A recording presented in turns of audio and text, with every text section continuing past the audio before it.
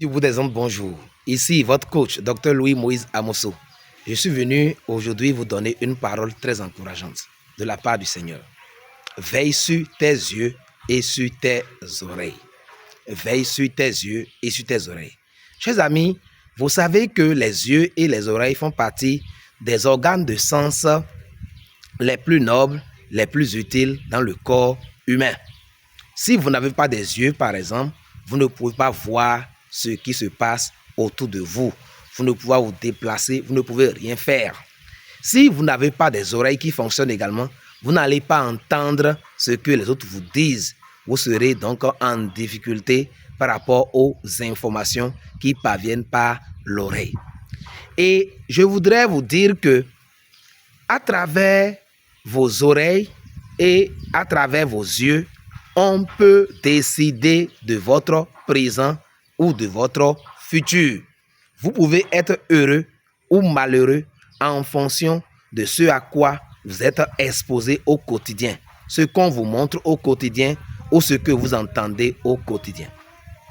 Chers amis, la Bible dit que la foi vient de ce que l'on entend et ce que l'on entend vient de la parole de Dieu. Or, le juste vivra par la foi. Maintenant, qu'est-ce que vous entendez au quotidien? Qu'est-ce qu'on vous dit? Qu'est-ce que les masses médias vous disent? Qu'est-ce que vos parents vous disent? Qu'est-ce que votre mari, votre épouse vous dit? Qu'est-ce que la société vous dit? Les choses qu'on vous dit peuvent décider de votre mort ou de votre vie. Décider de votre succès ou de votre échec, de votre salut ou de votre perdition éternelle. Et c'est pourquoi vous devez faire attention à ce que vous entendez, car votre foi, votre destin dépend de cela. Quand vous entendez des mauvaises choses, ces choses-là s'accumulent dans votre subconscient et décident de vos choix. Elles deviennent donc l'objet de vos pensées. Or, dans une vidéo précédente, je vous ai dit que l'homme n'est que le reflet de ses pensées. Si vous voyez un homme bon, c'est qu'il a certainement de bonnes pensées. Un homme riche, il a des pensées de richesse. Un homme pauvre a des pensées de pauvreté. Un homme fort a des sentiments et des pensées de force. Chers amis, vous devez donc faire attention à ce que vous entendez. Et vous devez faire attention à ce que vous voyez également. Parce qu'à travers les yeux, on vous communique beaucoup de choses. À travers les yeux, on peut vous suggérer des achats. À travers les yeux, on peut vous exciter à aller vivre dans le péché sexuel qui va détruire votre foyer ou détruire votre avenir. Exemple, quand Satan a voulu détruire Adam et Ève, les séparer de Dieu, Satan est venu et a dit dans l'oreille de Ève, Dieu a-t-il réellement dit que vous ne mangerez pas tous les fruits qui sont dans le jardin? Et on dit que Ève vit, dans Genèse 3, Ève vit que le fruit là était agréable aux yeux et bon pour donner l'intelligence. Elle vit. Donc, à travers ce que Satan lui a montré, elle a convoité le fruit et à travers le mensonge que Satan a dit dans son oreille, elle s'est rébellée contre Dieu et sa destinée a été détruite. Chers amis, je ne sais pas ce que vous entendez actuellement, ce que vous voyez fréquemment dans les masses médias, tels que Facebook, tels que WhatsApp, etc.